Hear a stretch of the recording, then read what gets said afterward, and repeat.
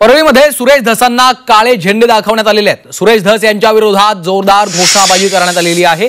काळ्या फिती दाखवून धसांचा निषेध नोंदवण्यात आला आहे। सुरेश धस यांच्या विरोधात आता मुंडे समर्थकांनी हा निषेध नोंदवलेला आहे।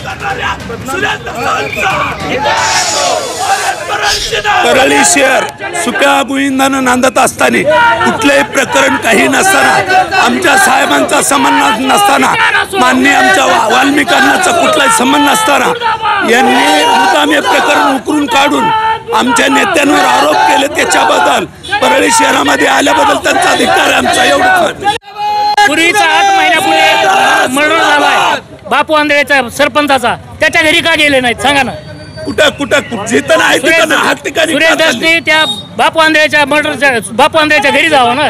सरपंच बापू आंधळेच्या घरी जाय ना, मोजक्याच लोकांच्या घरी कशामुळे जायचं? आमचा ह्या गोष्टीबद्दल निषेध आहे। भाजपचे आमदार सुरेश धस यांनी काय म्हटलेलं आहे पाहूयात।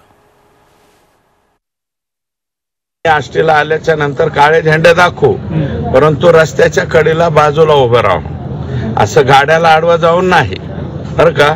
लोकशाही मार्गाने काळे झेंडे दाखवू, हे तुमची लोकशाही नाही, ठोकशाहीच्या मार्गाने तुम्ही जाताय।